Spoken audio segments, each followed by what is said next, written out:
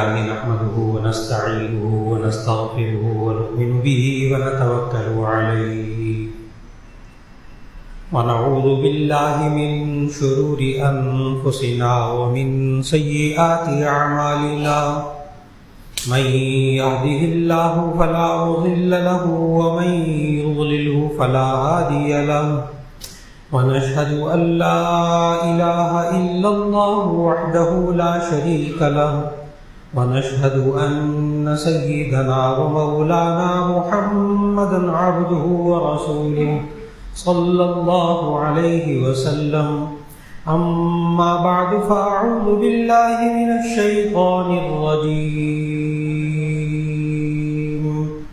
بسم الله الرحمن الرحيم ولو أن أهل القرى آمنوا واتقوا لفتحنا عليهم بركات من السماء والأرض ولكن كذبوا بآياتنا فأخذهم العذاب وقال تبارك وتعالى مثل الذين ينفقون أموالهم في سبيل الله كمثل حبة أنبتت سبع سنابل في كل سنبلة 100 حبة والله يضاعف لمن يشاء والله واسع عليم صدق الله العظيم.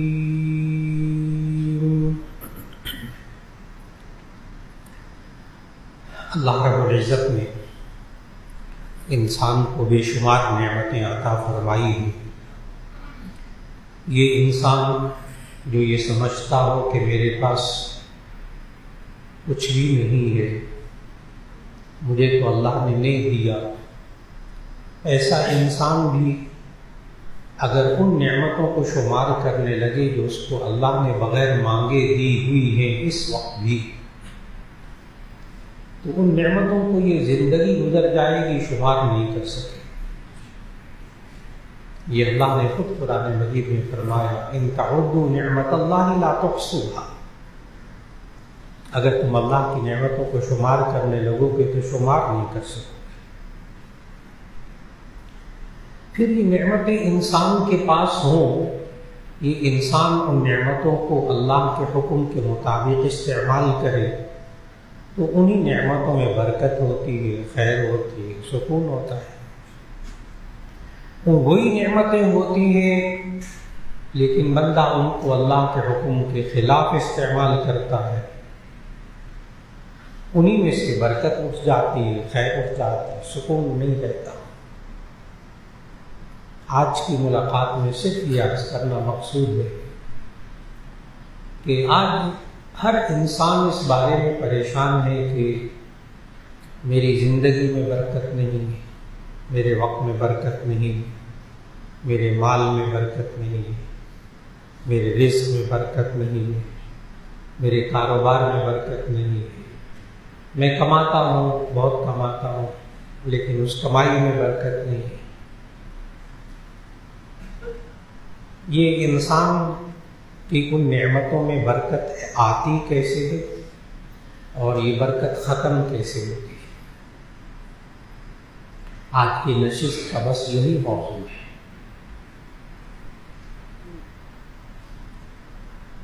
سب سے پہلے برکت کا مفہوم کہ برکت ہوتی کیا ہے.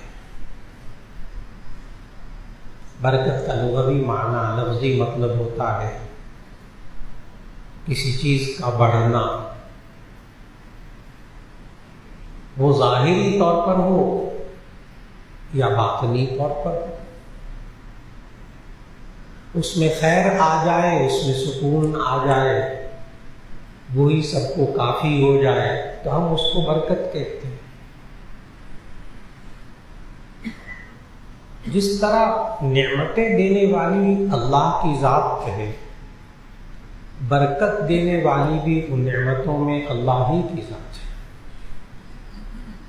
تو ہمیں پھر اس اللہ ہی کی طرف رجوع کرنا پڑے گا، اسی سے پوچھنا پڑے گا کہ ہماری ان نعمتوں میں برکت آپ کیسے عطا فرمائیں گے.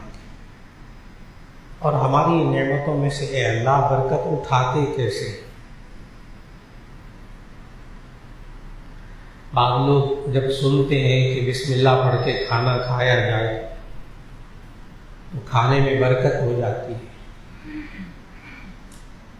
تو بہت سے مادہ پرست ذہن جو میٹیریلسٹ کہلاتے ہیں، میٹیریل پر، مادے پر ہی بس ان کا سارا فوکس ہوتا ہے، وہ بس اوقات سوال بھی کرتے ہیں، کہتے ہیں مولانا صاحب بسم اللہ پڑھ کے کھانا کھائیں تو 1 روٹی 2 روٹی ہو جاتی ہے، وہ 1 پلیٹ سالن 2 پلیٹ سالن ہو جاتا ہے۔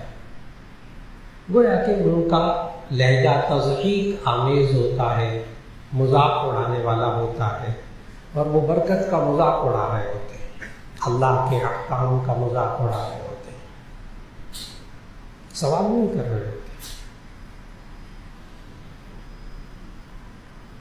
اور کیا واقعی کھانے میں برکت ہو جاتی؟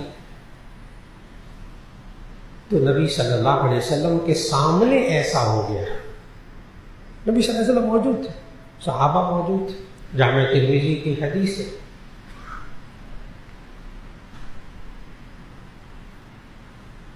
کہ نبی صلی اللہ علیہ وسلم کھانا کھا رہے تھے، صحابہ بھی کھانا کھا رہے تھے، اتنے میں ایک بدو آیا، دیہاتی سا بچارا، وہ آیا، آ کر کھانا کھانے لگا، فَأَكَلَ بِلُقْمَتَيْنِ، وہ سارا کھانا 2 لقموں میں کھا گیا،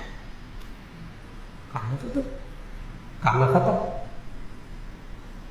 صحابہ نے پھر سوال کر دیا، یا رسول اللہ صلی اللہ علیہ وسلم، ہم نے جب کھانا شروع کیا تھا تو کھانا برکت والا تھا، اور جب کھانے کا اختتام آیا تو اس میں برکت نہیں تھی۔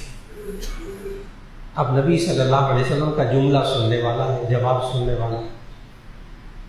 نبی صلی اللہ علیہ وسلم نے فرمایا، اما انہ لو سما لکفاکو، آگاہ رہو کہ اگر وہ جو بندہ آیا تھا نا بعد میں، اگر وہ بھی بسم اللہ پڑھ کے کھانا کھاتا تو تم سب کے لیے کافی ہو جاتا۔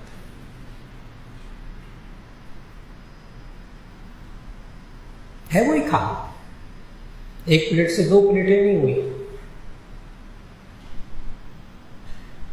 2 روٹیاں 4 نہیں ہوئی، وہی کھانا ہے، لیکن تم سب کو کافی ہو جاتا۔ یہ ہمارے گھروں میں ہوتا ہے، دعوتوں میں ہوتا ہے، آپ اپنی آنکھوں سے دیکھتے ہیں، کبھی اللہ اتنی برکت دے دیتا ہے کہ اتنے سارے مہمان ہوتے ہیں پھر بھی کھانا بچ جاتا ہے، کبھی ایسا ہوتا ہے کہ کھانا اچھا خاصا ہوتا ہے لیکن بعد میں تھوڑا پڑ جاتا ہے، بندے کم آتے ہیں، کھانا تھوڑا ہو جاتا ہے۔ ایک برکت کا یہ والا مطلب کہ برکت دینے والی اللہ کی ذات ہے۔ اللہ نے قرآن مجید میں 2 سورتوں کا آغاز برکت سے کیا، سورۃ الفرقان کا آغاز کیا، سورۃ الملک آپ پڑھتے ہیں، سورۃ الملک، تبارک الذی بیدہ الملک وہو علی کل شیء قدیر، بابرکت ہے وہ ذات، تبارک الذی بیدہ الملک، بابرکت ہے وہ ذات جس کے ہاتھ میں ساری بادشاہت ہے، چیزوں کو پیدا کرنا، یہی چیزیں سب کے لیے کافی ہو جائیں، یہی چیزیں سب کے لیے پوری ہو جائیں، یہ بھی اسی کے ہاتھ میں ہے۔ تھوڑا سا کماتے ہیں، اللہ اس میں زیادہ برکت عطا فرما دے، وہی انسان کو بہت زیادہ لگتا ہے، انسان بہت کماتا ہے، برکت اٹھ جاتی ہے، وہی ہاتھ تنگ ہو جاتا ہے۔ یہ بھی اللہ نے قرآن میں سمجھایا، یبسط الرزق لمن یشاء ویقدر، یبسط الرزق لمن یشاء ویقدر، جس کے لیے چاہتا ہے رزق کو کشادہ کر دیتا ہے، جس کے لیے چاہتا ہے رزق کو تنگ کر دیتا ہے۔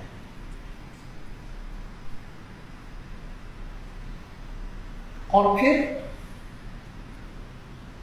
صحابہ نبی صلی اللہ علیہ وسلم سے کبھی پوچھتے تھے، جامع ترمذی کی والی حدیث ہے کہ ایک صحابی آئے اور عرض کیا، یا رسول اللہ صلی اللہ علیہ وسلم، ہمارے گھر میں کھانے میں برکت نہیں ہوتی، ہمارے کھانے میں گھر میں برکت نہیں ہوتی۔ نبی صلی اللہ علیہ وسلم نے ان سے کہا، لعلکم تفترقون، شاید تم الگ الگ کھانا کھاتے ہو، فاجتمعوا، اکٹھے مل کے کھانا کھائے گا. یہ جو ہمارے معاشرے میں بیماری آ گئی ہے نا، باپ الگ وقت پہ آ رہا ہے، الگ کھانا کھا رہا ہے، بیوی الگ کھانا کھا رہی ہے، بچے اپنے ویسے ہی ٹرے میں لگا کر اپنے اپنے کمروں میں جا رہے ہیں. برکت کے ختم کا ایک یہ بھی سبب ہے. اور جب اکٹھے مل کر کھانا کھاتے تھے تو آپ میں سے کتنے بزرگ موجود ہیں کہ وہی کھانا ہوتا تھا، تھوڑا ہوتا تھا، پہلے ایک کماتا تھا، سارے کھاتے تھے، اب سارے کماتے ہیں، ہائے کرتے ہیں. کیا چیزیں ہو گئی، کیا چیزیں سامنے آئی. اس سے معلوم ہوا کہ اجتماعیت میں برکت ہے. اکٹھے مل کر کھانا کھائیں تو برکت ہے، الگ الگ ہو جائے تو برکت ختم ہو جاتی. اللہ کا نام لے کر کھائیں، بسم اللہ پڑھ کر کھائیں گے برکت ہوگی، نہیں پڑھیں گے بسم اللہ نہیں ہوگی.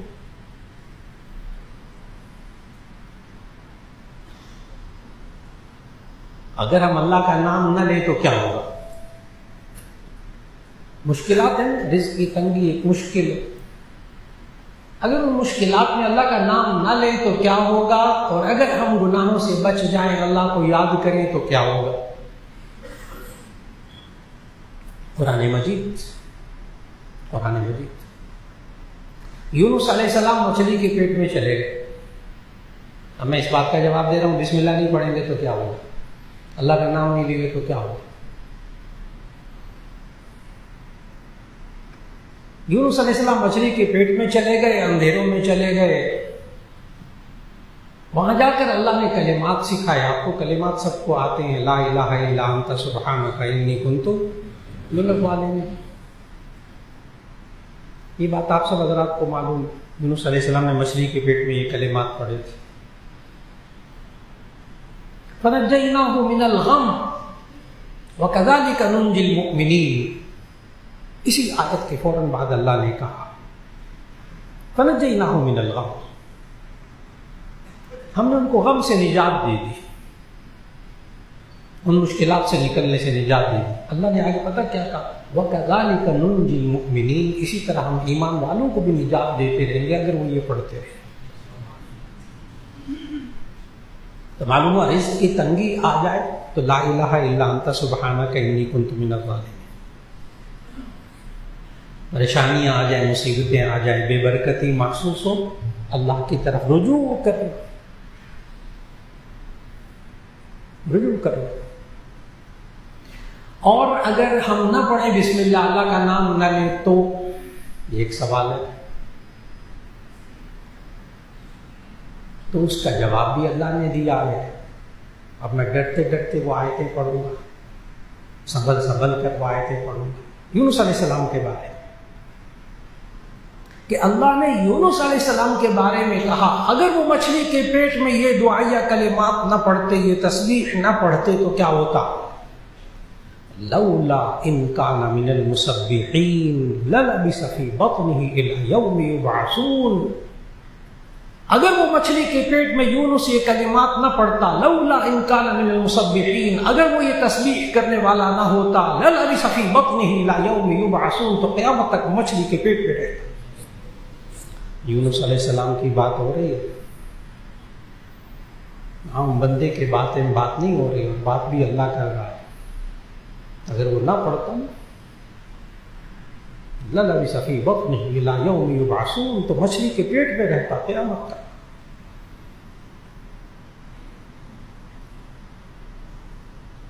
مجھے اللہ ہمارے حالات کو جانتا ہے، اللہ بڑا رحیم و کریم ہے، اللہ سب کچھ جانتا ہے. کیا ضرورت ہے ان چیزوں کے پڑھنے پڑھانے کی؟ یہ ایک اور سوال ہے ہمارے معاشرے کا جو شیطان ذہنوں میں ڈالتا ہے، اور اللہ کے ذکر سے، اللہ کی یاد سے انسان کو غافل کر دیتا ہے، اور انسان کی زندگی اس پر تنگ کر دی جاتی ہے. رزق کی تنگی کیوں ہوتی ہے؟ ایک اور آیت ذہن میں لائیے گا،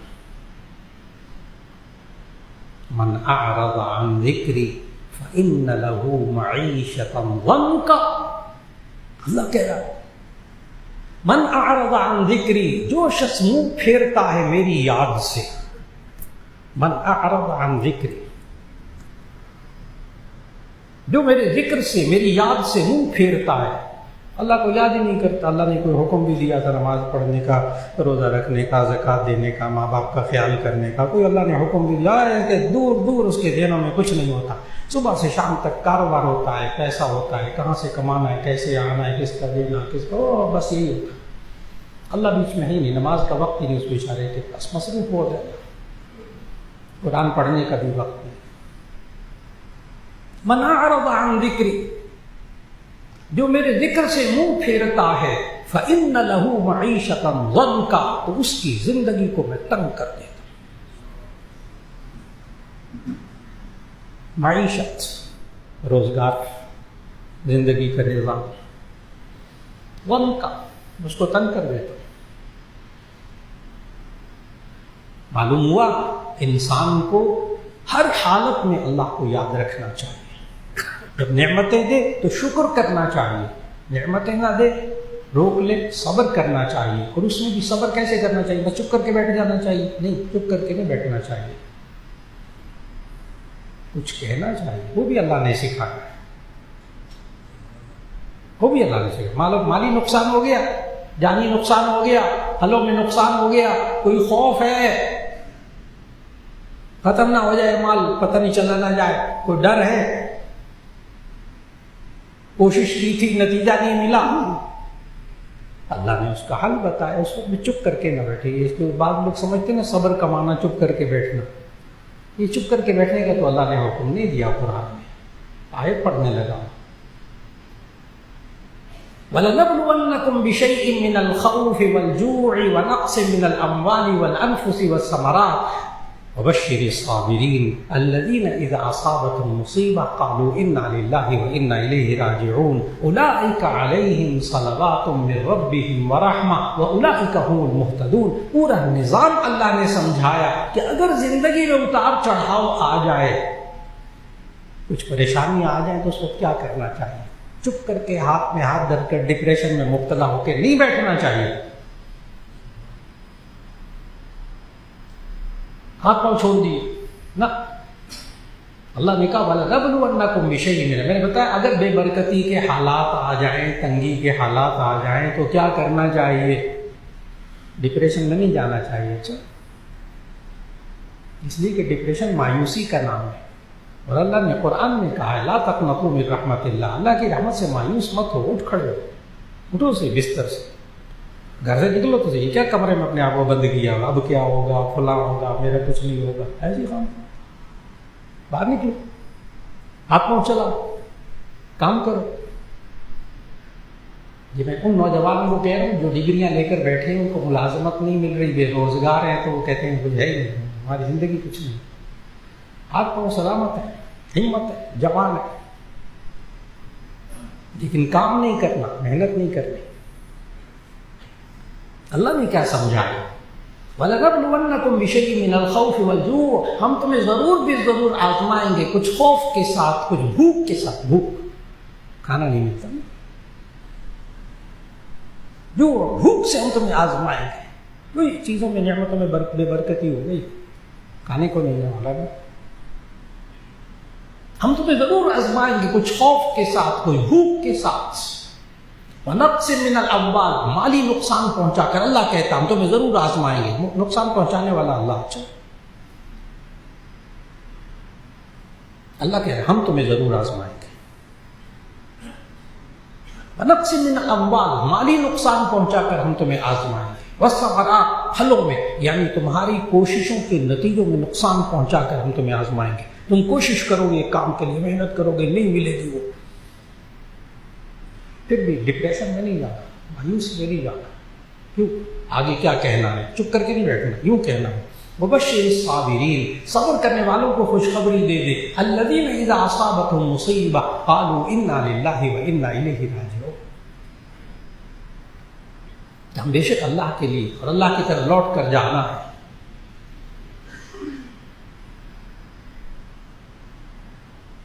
یہاں اللہ اور اس کے رسول صلی اللہ علیہ وسلم نے یہ بھی نہیں سکھایا کہ پھر لوگوں سے مانگنا شروع کر دو. نعمتوں میں بے برکتی ہو, رزق میں بے برکتی ہو تو ہاتھ پھیلانا شروع کر دو. یہ کہیں نہیں سمجھایا قرآن میں, حدیث میں. نوجوانوں سے کہنے لگا ہوں نبی صلی اللہ علیہ وسلم، جو جوان بچے ہمارے معاشرے کے، ڈگریاں ہاتھ میں ہیں، سب کچھ ہے، صحت ہے، جوانی ہے، دماغ ہے، طاقتیں ہیں،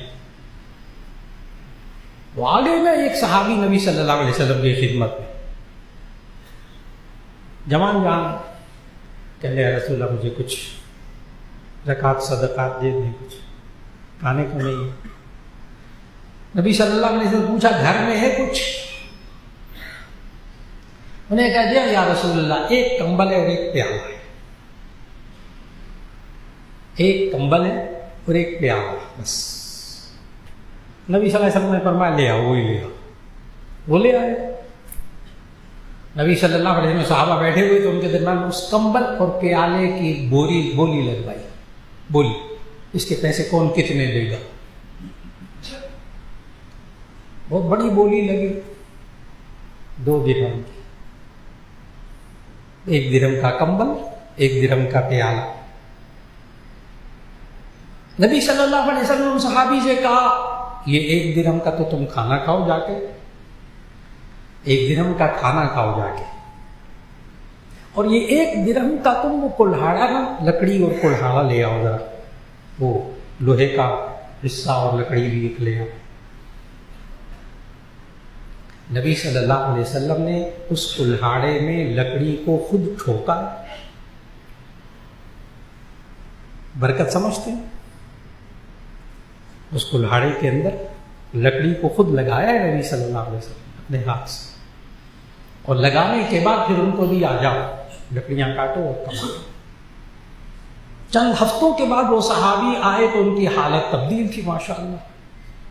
نبی صلی اللہ علیہ وسلم نے فرمایا اب ہمارے لیے عبرت کا سامان۔ نبی صلی اللہ علیہ وسلم نے فرمایا وہ تمہارے مانگنے کی حالت بہتر تھی یا یہ کمانے کی حالت بہتر ہے؟ آج ہمارے معاشرے کا نوجوان ڈگریاں لے کر کام کرنے پہ تیار نہیں ہے، محنت کرنے پہ تیار نہیں ہے، ہاں شارٹ کٹ کے لیے تیار ہے کہ میرے پاس اتنا پیسہ آنا چاہیے جتنا ابا جی نے 60 سال میں کمایا میں 60 دن میں کما کے دکھاؤں۔ اس کے لیے پھر وہ پاگل ہے، مجنون ہے، دیوانہ ہے۔ کسی کا جیک لگ جاتا ہے، کسی کا نہیں لگتا۔ جب سود رزق لمن یشاء ویقدر۔ آج عبرت کا سامان ہے، جو ہاتھ پہ ہاتھ دھرے ہوئے رہتے، وہ کوئی کام نہیں کرنا، ماں باپ کی روٹیوں پر پلنا ہے، مزاج ہے۔ 30 سال عمر ہو گئی، ماں باپ کی جوانی کی عمر گزر رہی ہے اور ماں باپ کے کیے پہ کھا ہے، ہاتھ نہیں لانا نوجوانوں نے، ڈگریاں پاس ہے، ہنر نہیں ہے، ہنر ہے تو کام نہیں کرنا، برکت کیسے آتی ہے؟ نبی صلی اللہ علیہ وسلم نے کلہاڑے میں لکڑی ٹھونک کر باہر بھیجا اور کہا برکت ایسے آتی۔ پھر اس کے بعد یہ انسان گناہوں سے بچتا ہے تو اس کی زندگی میں برکت آتی ہے، اللہ مشکلات سے نکلنے کا راستہ بناتا ہے۔ اب ایک اور چیز، برکت کیسے آتی ہے، مشکلات کیسے ختم ہوں گی، اللہ نے اصول بتایا۔ 28ویں پارے کی آیت پڑھنے لگا ہوں، سورۃ الطلاق کی 4تھی آیت۔ من یتق اللہ یجعل له مخرجا ویرزقه من حیث لا یحتسب۔ ایمان رکھے اس آیت پر، اللہ اس دنیا کے اندر آنکھوں سے دکھائے گا کہ برکت کیا ہوتی ہے۔ کتنے حضرات یہاں موجود ہیں جنہوں نے اس آیت پر عمل کیا، الحمدللہ، اللہ نے ان کو برکت دکھائی ہے، اپنی آنکھوں سے برکت دکھائی۔ آیت کا ترجمہ کرنے لگا، من یتق اللہ، جو اللہ سے ڈرتا ہے،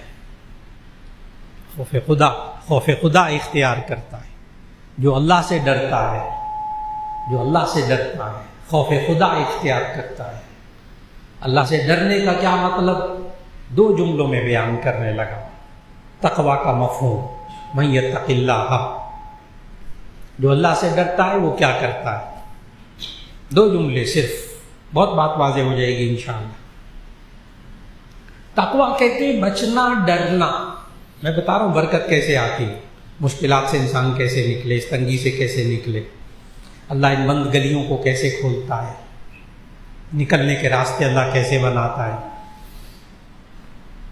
من یتق اللہ، جو تقوی اختیار کرتا ہے، یعنی اللہ سے ڈرتا ہے۔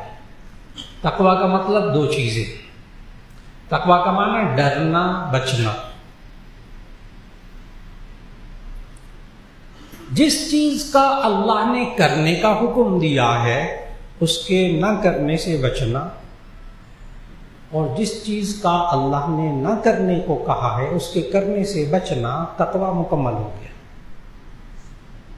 اس کے علاوہ تقوی کچھ نہیں ہے۔ میں پھر الفاظ دوہرا دیتا ہوں، تقوی کیا چیز؟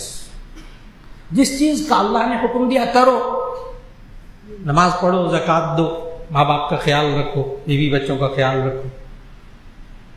تو جو اللہ نے کرنے کو کہا ہے اس کے نہ کرنے سے بچنا، اور جو اللہ نے کہا نہ کرو، نہ جوا کھیلو، نہ سود لو، نہ جوا کھیلو، نہ نشے میں پیسہ لگاؤ، نہ دوسروں کے حق مارو، نہ یتیموں کے حق مارو، یہ ان باتوں سے بچتا ہے، کرنے سے بچتا ہے جن کو اللہ نے کہا نہ کرو، ان کے کرنے سے بچتا ہے۔ تو ایسی صورت میں اللہ کیا کہتا ہے؟ اللہ کا وعدہ ہے یہ دنیا میں اللہ کر کے دکھائے گا، یجعل لہ مخرجا، یجعل لہ مخرجا، اللہ اس کے لیے اس مشکل سے نکلنے کا راستہ بنائے گا، مخرج، نکلنے کا راستہ۔ وَيَرْزُقْهُ مِنْ حَيْثُ لَا يَحْتَسِبُ، اور وہاں سے اللہ رزق دے گا جہاں سے اسے گمان بھی نہیں تھا، سوچ نہیں سکتا تھا یہاں سے رزق ملے گا، وہاں سے اللہ رزق دے کر دکھاتا ہے دنیا میں۔ میں نے کبھی آخرت کی بات ہی نہیں کی،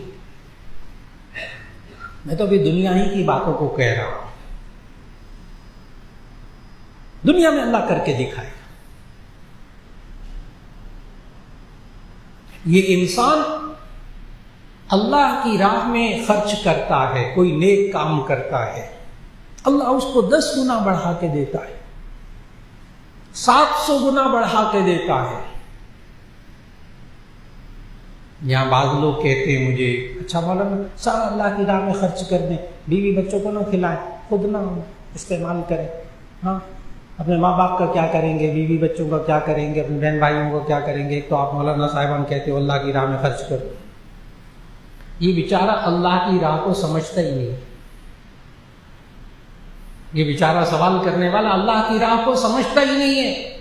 قرآن سے سمجھے اللہ کی راہ کیا ہوتی ہے۔ اللہ کی راہ وہ ہے فی سبیل اللہ، اللہ کا راستہ وہ ہے جہاں اللہ نے کہا ہے خرچ کرنے کو، وہ اللہ کا راستہ ہے نا۔ جہاں اللہ نے کہا مت خرچ کرو وہ اللہ کا راستہ نہیں ہے۔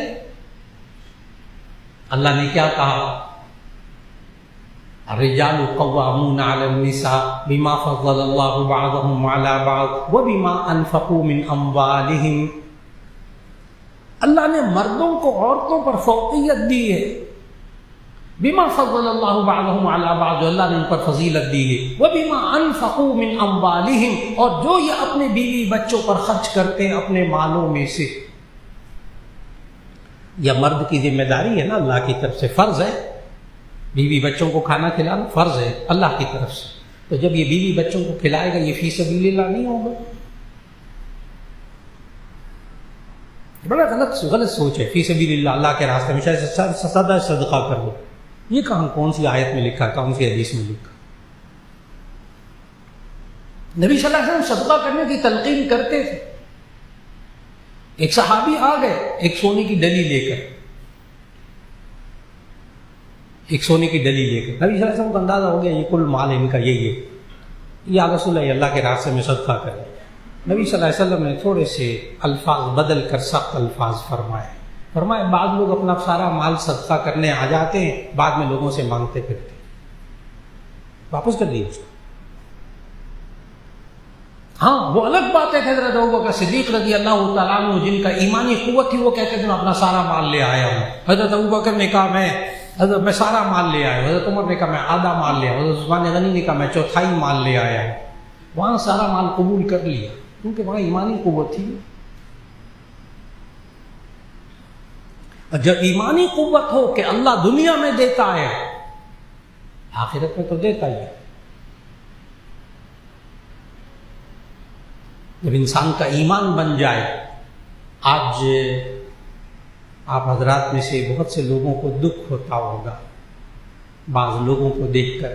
یہ ہمارا معاشرہ بھرا پڑا ہے ان مثالوں سے. ایک بیٹا، 2 بیٹے، 3 بیٹے، ماشاءاللہ سب ویل سیٹ، بہت شاندار کماتے ہیں، اور جناب مال خوب ہے، گاڑیاں موجود ہیں، گھر بہت اچھے موجود ہیں بیٹوں کے پاس، بچے اچھے اسکولوں میں پڑھ رہے ہیں، خوب لاکھوں کروڑوں کما رہے ہیں. اس گرمی کے موسم میں ماں باپ کے پاس اے سی نہیں لگا ہوا کیونکہ یہ بل نہیں دے سکتا. ویسے خود کروڑوں روپے میں ہر کمرے میں فالتو اے سی چل رہا ہے جہاں کوئی ہو یا نہ ہو، لیکن ماں باپ کے پاس اے سی نہیں ہے جہاں وہ رہتے ہیں. اپنا ایک ہوٹل کا بل 25 ہزار روپیہ بچوں کو، بیوی بچوں کو کھانا کھلا آئیں گے. ماں باپ کے پاس دوا کے پیسے نہیں ہیں. ہمارا معاشرہ برکت کہاں ختم ہو رہی ہے. پھر یہ نوجوان اپنے منہ سے کہتے ہیں ہمارے مال میں برکت نہیں ہے. یہ نوجوان بچے خود کہتے ہیں ہمارے مال میں برکت نہیں ہے. پیچھے ماں باپ پر خرچ نہیں کیا، بہن بھائیوں پر خرچ نہیں کیا. اللہ نے قرآن میں کیا سکھایا؟ یہ بڑے دکھ سے کلمات کہہ رہا ہوں کیونکہ آپ لوگ بھی دیکھتے ہیں معاشرے کے اندر ماں باپ کو کس حال میں رکھا ہوا ہے، خود کس حال میں ہے. خدا کے لیے کم از کم جیسا اپنا حال اچھا ہے ماں باپ کا حال بھی اچھا رکھیں. ان بوڑھے ماں باپ کی دوائیاں، ان کا علاج، ان کا کھانا پینا، ان کا رہنا، ان کا آرام، خدا کے لیے اللہ کا واسطہ دے کر کہتا ہوں اپنی آنکھوں سے برکت دیکھے گا یہ بندہ اپنی زندگی میں، اپنے مال میں، اپنی نعمتوں میں. کیوں؟ یہ اللہ نے قرآن میں کہا يَسْأَلُونَكَ مَاذَا يُنْفِقُونَ قُلْ مَا أَنفَقْتُم مِّن خَيْرٍ فَلِلْوَالِدَيْنِ وَالْأَقْرَبِينَ وَالْيَتَامَىٰ وَالْمَسَاكِينِ وَابْنِ السَّبِيلِ. یہ لوگ پوچھتے ہیں ہم کیا خرچ کریں؟ نمبر 1 پہ اللہ نے ماں باپ کو رکھا. يَسْأَلُونَكَ مَاذَا يُنْفِقُونَ قُلْ مَا أَنفَقْتُم مِّن خَيْرٍ فَلِلْوَالِدَيْنِ. میں کیوں عرض کر رہا ہوں؟ ماں باپ کو نمبر 1 پہ رکھا. ٹھیک ہے بیوی بچوں کا بھی رکھا، لیکن باقی رشتہ داروں کا پھر نمبر 3 پہ.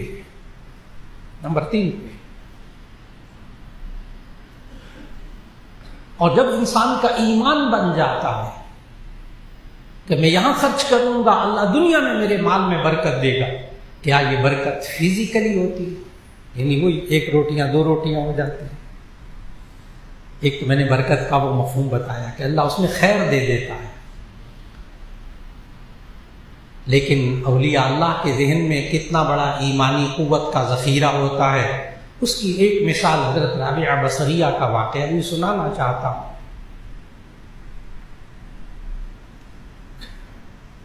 یہ عقل سے ماورا نہیں ہے، یہ بھی قرآن ہے. جب میں آخر میں پہنچوں گا تو آپ کو سمجھ میں آ جائے گا کہ کہانیاں نہیں ہیں، قرآن ہے. رابعہ بصریہ کا واقعہ، گھر میں مہمان آئے تو اس وقت 2 روٹیاں پڑی ہوئی تھیں. اتنے میں ایک فقیر آیا باہر کوئی مانگنے والا. حضرت رابعہ بصریہ اللہ کی ولی، انہوں نے وہ 2 روٹیاں اٹھا کے دے دی. مہمانوں کو بھی برا لگا، گھر میں مہمان آئے ہیں اور روٹیاں بھی 2 ہی تھیں، اٹھا کر وہ بھی دے دی فقیر کو. آخر مہمان کے بھی تو کوئی حقوق ہوتے ہیں. خیر مہمانوں نے برداشت کر لیا. تھوڑی دیر بعد دروازہ کھٹکا تو کسی کی خادمہ روٹیاں کافی ساری لے کر آئی. حضرت رابعہ بصریہ نے وہ روٹیاں گنتی کی اور گنتی کرنے کے بعد کہا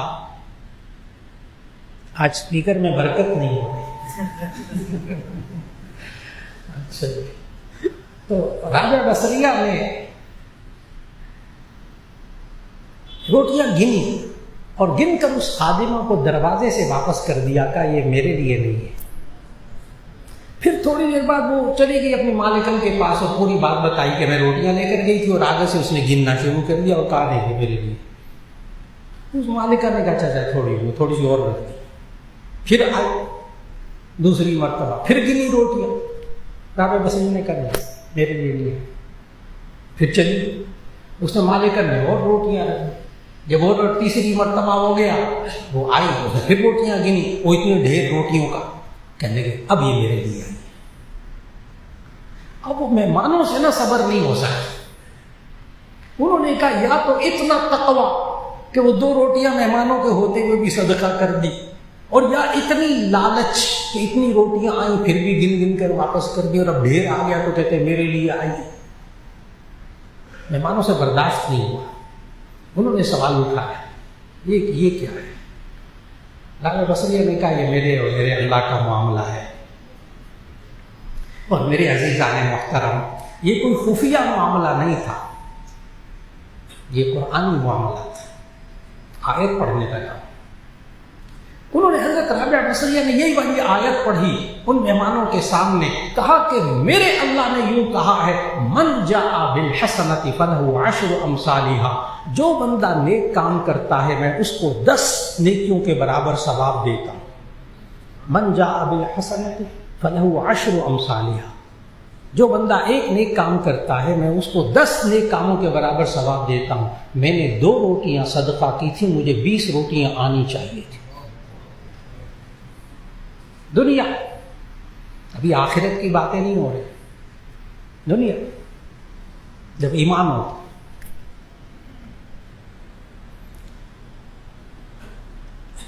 ویسے راز کی بات بتا رہا ہوں، اگر میں ایسے کروں گا نا تو یقین جانے وہ 2 روٹیاں بھی واپس نہیں آئیں گی۔ وجہ بھی بتانے لگا ہوں، یہ بھی راز کی بات ہے۔ اگر میں یہ 2 روٹیاں دوں گا رابعہ بصریہ کی نقل کرتے ہوئے، مجھے وہ 2 روٹیاں بھی اللہ واپس نہیں کرے گا۔ کیوں؟ فرق سمجھے۔ رابعہ بصریہ نے اس ایمان کے ساتھ دی تھی کہ اللہ کے راستے میں 2 روٹیاں دوں گی، مجھے وہ اللہ 10 دے گا، اور میں اللہ کو راستے میں 2 روٹیاں دوں گا تو اللہ کو آزمانے کے لیے دوں گا کہ اللہ مجھے دیتا ہے کہ نہیں دیتا۔ یہ فرق ہے رابعہ بصریہ میں اور میرے اندر۔ میں آپ کا نہیں کہہ رہا، میں آپ کا نہیں کہہ رہا، میں اپنا کہہ رہا۔ میں 2 روٹیاں دوں گا رابعہ بصریہ کا واقعہ سن کر تو میں اللہ کو آزماؤں گا اللہ دیتا ہے کہ نہیں دیتا۔ رابعہ بصریہ آزما نہیں رہی تھی، ان کو تو کیا تھا؟ یقین تھا کہ ایسا ہوگا۔ ہمارا مسئلہ مشکل یہ ہے، ہمارا مسئلہ مشکل یہ ہے، ایمان تو ایک طرف، ہم تو اللہ کو آزماتے ہیں، ہم یہ دعا پڑھ کر دیکھتے ہیں اللہ یہ کرتا ہے کہ نہیں کرتا۔ نعوذ باللہ من ذالک، کاش کہ یہ ایمان ہو، نہیں میں نے پڑھا اللہ ایسا کرے گا۔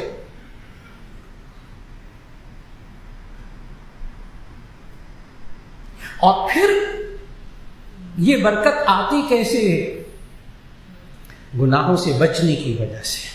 من یتق اللہ یجعل لہ مخرجا ویرزقہ من حیث لا یحتسب۔ جب کسی کے مال میں بے برکتی ہو فوراً وہ چیک کرنا شروع کر دے میری زندگی میں کوئی گناہ تو نہیں ہو رہے۔ اگلا جملہ، اگلا نقطہ، حلال مال میں برکت ہوتی ہے، حرام مال میں برکت نہیں ہوتی۔ حلال مال میں برکت ہوتی ہے، حرام مال میں برکت نہیں ہوتی۔ یہ اللہ نے قرآن میں سمجھایا۔ یمحق اللہ الربا ویربی الصدقات، احل اللہ البیع وحرم الربا۔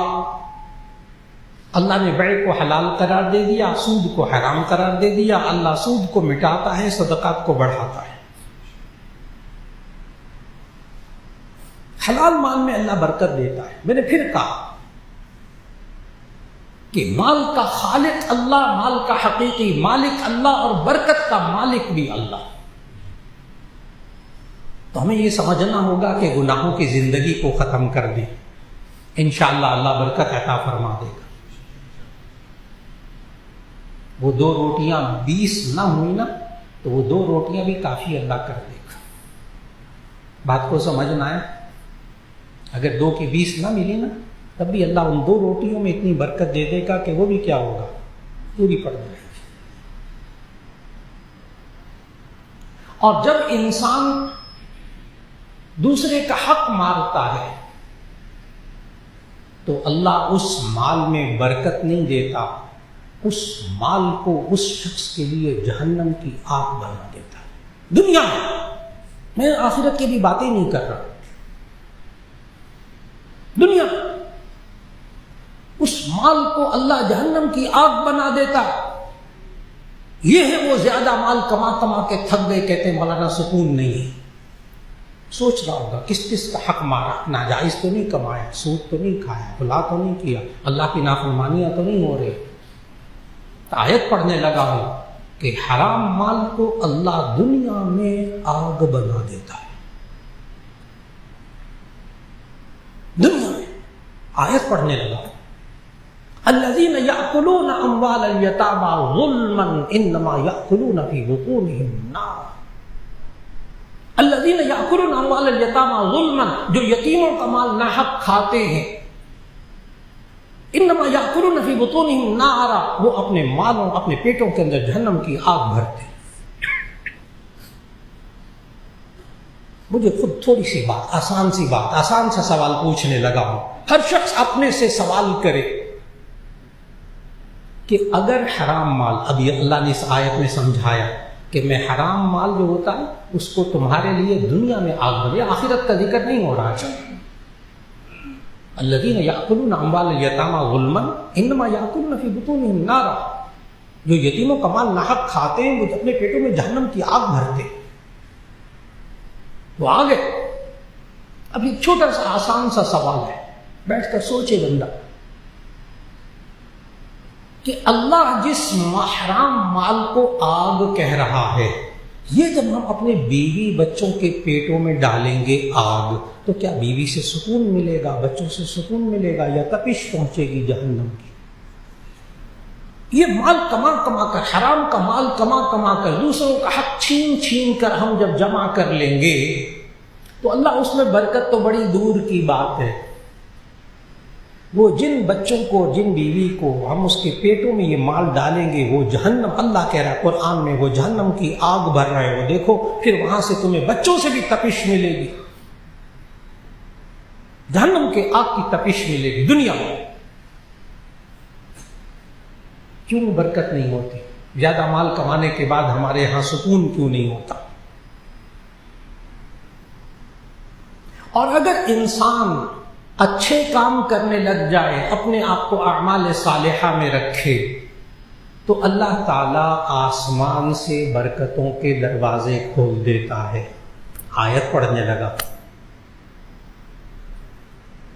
یہ اللہ کا وعدہ ہے قرآن میں، وَلَوْ أَنَّ أَهْلَ الْقُرَىٰ آمَنُوا وَاتَّقَوْا لَفَتَحْنَا عَلَيْهِمْ بَرَكَاتٍ مِّنَ السَّمَاءِ وَالْأَرْضِ۔ آیت کو سمجھنا ہوگا اور یہ سمجھیں کہ کون کہہ رہا ہے، خالق، مال کا بھی خالق، اس انسان کا بھی پیدا کرنے والا، اس مال کو بھی پیدا کرنے والا، یہ مال دینے والا، یہ سارے کے سارے اس کے اندر آ رہے ہیں۔ ترجمہ کرنے لگا ہوں آیت کا، وَلَوْ أَنَّ أَهْلَ الْقُرَىٰ آمَنُوا، اگر ایمان والے، اگر ایمان والے، وَلَوْ أَنَّ أَهْلَ الْقُرَىٰ، اگر یہ بستی والے، آمنوا، ایمان لے آئے، وَلَوْ أَنَّ أَهْلَ الْقُرَىٰ آمنوا، اگر یہ بستی والے ایمان لے آئے، وَاتَّقَوْا، اور تقوی اختیار کر لے، گناہوں سے بچنے لگے، اللہ کا وعدہ ہے لَفَتَحْنَا عَلَيْهِمْ بَرَكَاتٍ مِّنَ السَّمَاءِ وَالْأَرْضِ، تو ہم زمین و آسمان سے ان کے لیے برکتوں کے دروازے کھول دیں گے۔ لَفَتَحْنَا عَلَيْهِمْ بَرَكَاتٍ مِّنَ السَّمَاءِ وَالْأَرْضِ۔ ہمارے زندگی میں، ہمارے وقت میں، ہماری عمر میں، ہمارے مال میں برکتیں کیسے آئیں؟ آج ہر انسان چاہتا ہے میری زندگی میں برکت ہو، یعنی میری عمر میں اضافہ ہو۔ آج ہر انسان چاہتا ہے کہ میرے رزق میں اضافہ ہو۔ اضافہ بھی برکت سمجھتے ہیں۔ نبی کریم صلی اللہ علیہ وسلم نے اس کا آسان، لوگ آج کل نا شارٹ کٹ بہت متوجہ ہو کر سنتے ہیں، شارٹ کٹ، مختصر راستہ، اور لمبا راستہ نہ بتائیں نا، چھوٹا راستہ جلدی سے پہنچ جائے۔ تو میں آج شارٹ کٹ بھی بتا رہا ہوں جو نبی صلی اللہ علیہ وسلم نے بتایا۔ بخاری شریف کی حدیث سنانے لگا۔ نبی صلی اللہ علیہ وسلم نے فرمایا من احب ان یبسط له فی رزقه وینسع له فی اثره فلیصل رحمه او کما قال علیہ الصلوۃ والسلام. بخاری شریف کی حدیث.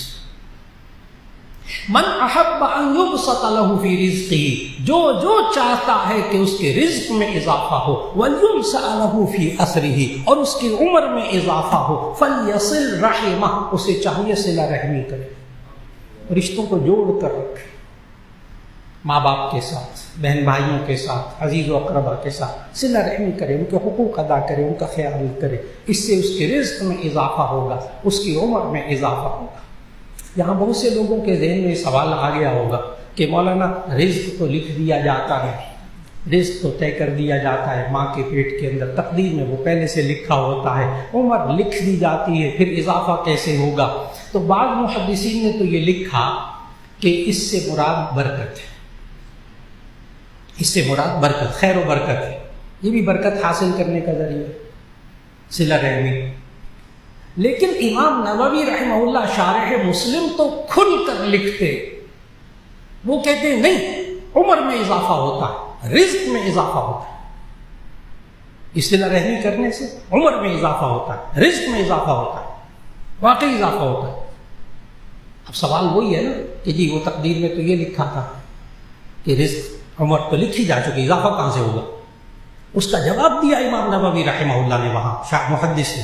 انہوں نے کہا کہ بات کو غور سے سمجھیے گا. انہوں نے کہا کہ جب کوئی بندہ صلہ رحمی کرتا ہے تو اس کے رزق میں اضافہ کر دیا جاتا ہے. تقدیر میں یہی لکھا تھا، اس کے لیے اتنا رزق لکھا ہوا ہے، لیکن یہ صلہ رحمی کرے گا، اس کی رزق میں اضافہ کر دیا جاتا ہے. اور یہ بندہ، اس کی عمر اتنی لکھی ہے لیکن یہ صلہ رحمی کرے گا، اس لیے تقدیر میں اللہ نے یہ بھی لکھ دیا تھا کہ یہ صلہ رحمی کرے گا، اس کے رزق میں اضافہ ہو جائے. اللہ رب العزت آج جو ہم نے برکت کے اسباب سنے ہیں، اللہ ایک ایک سبب کو اختیار کرنے کی توفیق عطا فرمائے. اور گناہ ہو جائے تو پریشان نہیں ہونا. اچھا پریشان نہیں ہونا کہ اب کچھ نہیں ہو سکتا، یہ بھی مایوسی، کفر ہے. اب کچھ نہیں ہو سکتا، آگے کچھ نہیں ہوگا، مولا مجھ سے بڑے گناہ ہوئے، اللہ مجھے گناہوں کی سزا دے رہا ہے. تو پھر سورہ ہود کی آخر میں آیت پڑھنے لگا، جتنے مرضی گناہ ہو جائے برکت چاہتے ہیں تو سورہ ہود میں قوم ہود کو اللہ نے نبی کے نبی سے، حضرت ہود علیہ السلام سے جملہ کہلوایا، وہ سنانا چاہتا ہوں. حضرت ہود علیہ السلام نے اپنی قوم سے کہا، یا قوم استغفروا ربکم ثم توبوا الیہ یرسل السماء علیکم مدرارا. اے میری قوم، تم توبہ اور استغفار کرو، اپنے گناہوں کی معافی اللہ سے مانگو. یرسل السماء علیکم مدرارا، وہ آسمان سے تم پر موسلا دھار بارش رحمت اور برکت کی کرے گا. گناہ ہو جائے، توبہ استغفار کی طرف آ جائے. اللہ رب العزت ہماری زندگیوں میں سے بے برکتی کو ختم کر دے، ہمارے کاروبار میں، ہمارے گھروں میں سے بے برکتی کو ختم کر دے، ہماری اولاد، ہمارے خاندانوں میں سے بے برکتی کو ختم کر دے. اللہ رزق میں برکت نصیب فرما دے. دعا فرما لیجیے گا. الحمدللہ رب العالمین. اللہم صلی علی سیدنا و مولانا محمد وعلی آل سیدنا و مولانا محمد وبارک وسلم. ربنا آتنا فی الدنیا حسنۃ وفی الآخرۃ حسنۃ وقنا عذاب النار. یا اللہ ہمارے گناہوں کو معاف فرما. یا اللہ ہمیں خوب توبہ اور استغفار کرنے کی توفیق عطا فرما. یا اللہ ہمیں صلہ رحمی کرنے کی توفیق عطا فرما. ماں باپ کا خیال کرنے کی توفیق عطا فرما. بیوی بچوں پر خرچ کرنے کی توفیق عطا فرما. حلال کمانے کی توفیق عطا فرما. تقوی عطا فرما. اعمال صالحہ کی توفیق دے دے. یا اللہ جو گناہ ہو گئے ان سے توبہ اور استغفار کی توفیق دے دے. یا اللہ ہمیں دوسروں پر خرچ کرنے کی توفیق عطا فرما. اللہ کے راستے میں خرچ کرنے کی توفیق عطا فرما. یا اللہ ایک ایک کے رزق میں برکت نصیب فرما. ایک ایک کے کاروبار میں برکت نصیب فرما. گھروں میں برکت نصیب فرما. سکون عطا فرما. جو بیمار ہیں یا اللہ سب کو شفا عطا فرما. جو پریشان حال ان کی پریشانیوں کو دور فرما. یا اللہ جتنے حاضرین موجود ہیں کسی کو محروم نہ فرما. جو بے روزگار ہے یا اللہ ان کو نیک روزگار عطا فرما دے. ہر ایک کی پریشانیوں کو ختم فرما دے. وصلی اللہ تعالی علی خیر خلقہ محمد وآلہ واصحابہ اجمعین برحمتک یا ارحم الراحمین.